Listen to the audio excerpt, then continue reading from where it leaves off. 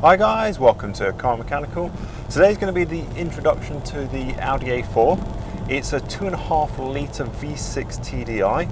It's got a double overhead cam, so it means that for a TDI it's actually quite revvy. I'm also on the way to just go and pick up a new boot for the Porsche.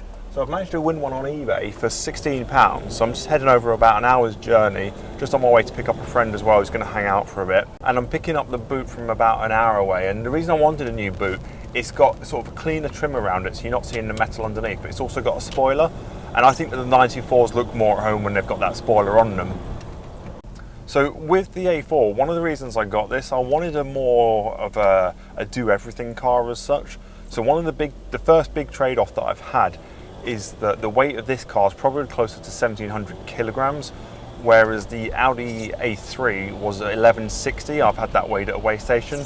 One of my intentions is to get this weighed and to find out how the sort of split of weight and everything does work on that. That's probably more of a project video for the split of weight, but getting it done at the weigh station just to see how much the actual weight is.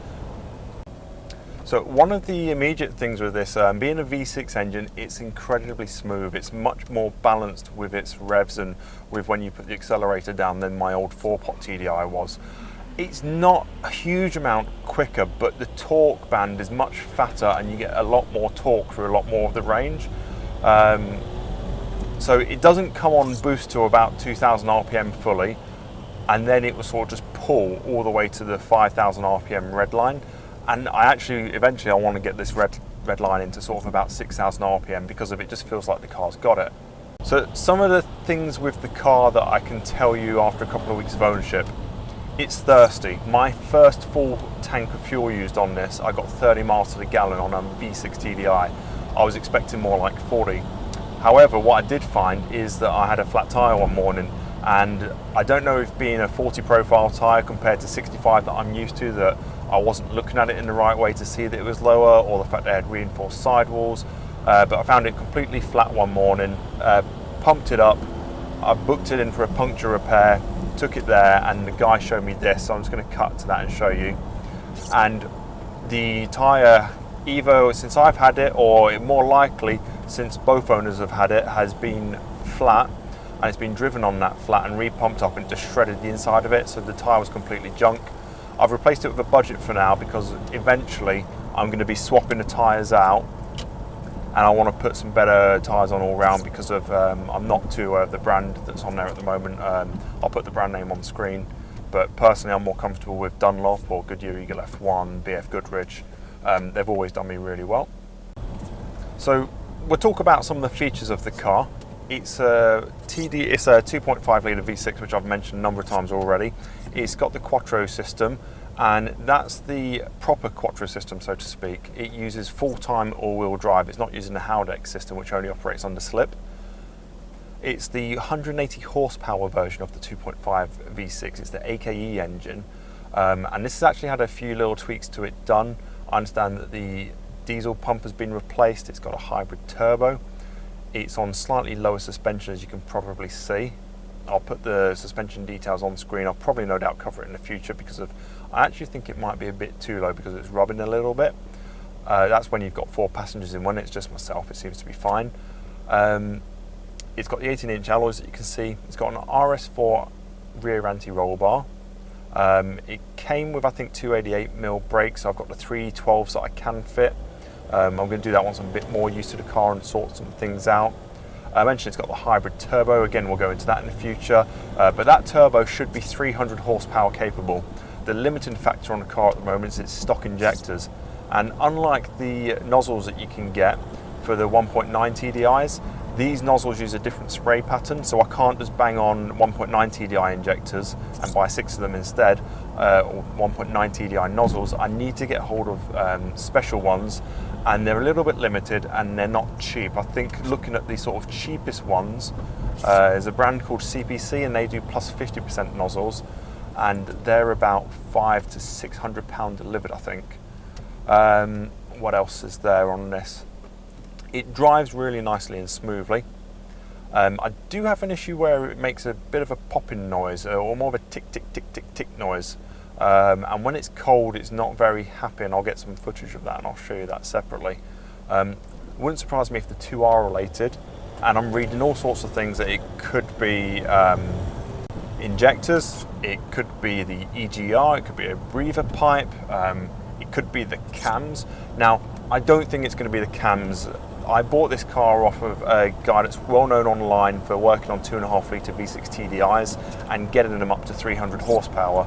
It's part of the reason I went for this car over others is because of certain things that have been done to this, or I've been told that they've been done to it. So I have to take that with a certain amount of trust, because if I couldn't whip the heads off or the rocker covers off there and then to check that it had new cams on it. So apparently the cams have been replaced with Schmidt cams.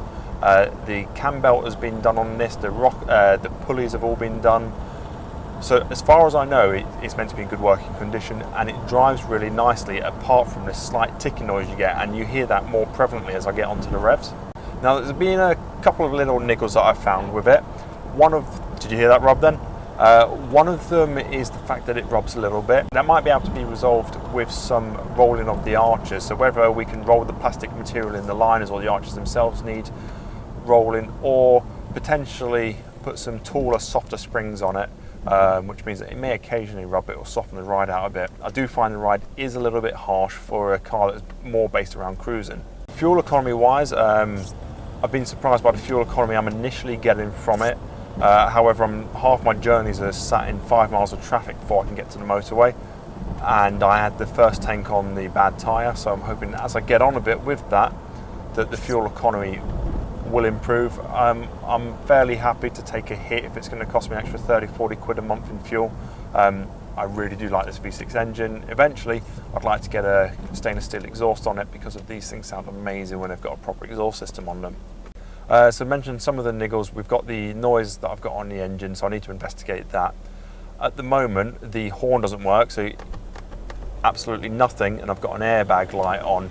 Now I read online that looks like it could be the clock spring. One of the things that's going to help me diagnose everything is to get VAGCOM on the car and just to run all the codes and to see what it tells me is actually got going on. If it tells me it's the clock spring, fantastic. I can order that and I can swap that one out. It's actually the same process almost as the steering wheel video I did for the A3, apart from there's a clock spring in the middle. So hopefully that clock spring means that the airbag light goes off, which is great for the MOT, and that I've got the horn again. And the only way I found out that I didn't have the horn was because someone pulled out on me and I nearly crashed into them, which is great when you consider that the A3 got written off a few weeks ago because I got crashed into the back of. One of the things that I think I showed in the initial introduction is the rear wiper arm. So I think it's been replaced with a budget rear wiper arm before. That I think has sheared the plastic on the inside, and the aluminium piece that holds the wiper onto the back is actually corroded, and it's stuck to the bolt on the rear wiper arm, or it's stuck to the sort of through bolt thing. So I'm going to have to cut that off, and hopefully I can do that this weekend. I started to work on it last weekend and it absolutely tipped it down. It was freezing, literally 0 degrees centigrade outside, and it was raining at the same time, and decided I was going to leave that there for then. What I am happy with though, I was worried that the motor on the windscreen wiper at the rear was knackered. It's working, and also the water spray at the back works as well, so it means I don't need to delve in to fix that. Other positives with this, it's like I said, it was 180 horsepower stock. It seems to need to warm up for it to be able to pull. If you do a hard pull on it when it's cold, it doesn't really like the hard pulls, but it warms up really quickly. Another thing on warming up really quickly, it's got an auxiliary electric heater, so it warms up so quickly in the mornings, and when it's absolutely freezing, that's absolutely fantastic. One of the things that isn't great though, this apparently has electric seats, but if I show you the picture here, so sort of down below where the camera is, I've got the aircon control unit, and there's a couple of buttons that should be on there. To control the heated seats. Now I think that unit went before that controlled the vents, and the previous owner could only get a replacement, or only wanted to pay for a replacement that was cheaper, that didn't have the seat controls. I think I'm gonna swap that out at some point. But one of the things that's quite surprising on the Audi is there's a number of bits and pieces of trim. So I'm going to cut across to some of the video that shows you pieces of trim that have worn out, and it seems like Audi did a bit of penny pinching when they made this. Now I'm really surprised by that, because of the Audi A3 I had, it definitely felt cheaper, but the things like the buttons and the things like the switches, they didn't wear out. So by design, the car felt cheaper, but some of the build quality things seem to be better. Now, there's bits of aluminium trim on here, like here and around the gear stick. In fact, the gear stick on this needs some attention. The aluminium surround on it, it must have been taken off at some point, and it needs to be taken off. Hopefully I can take off like this this clear coat or whatever is on there that's worn off and is starting to scratch. So hopefully I can take everything off, polish it up and recoat it. Failing that, I can just do a vinyl wrap on everything and give it a similar effect, albeit with a vinyl wrap. So on the interior, that's my only niggle. The only niggle is that there's pieces of trim and buttons that have been pressed and have worn away, and it seems a bit poor that Audi made that choice because of they're known for build quality. But as I look around online and on forums, it's a similar complaint that many people hold. Okay guys, that's it for the quick update and the introduction to the Audi. Thank you for watching this video. If you do like this video, hit the like button. Please share it with anyone you think it'll be useful to. Please leave any comments and thoughts in the comment section down below. And more than anything, thank you for watching.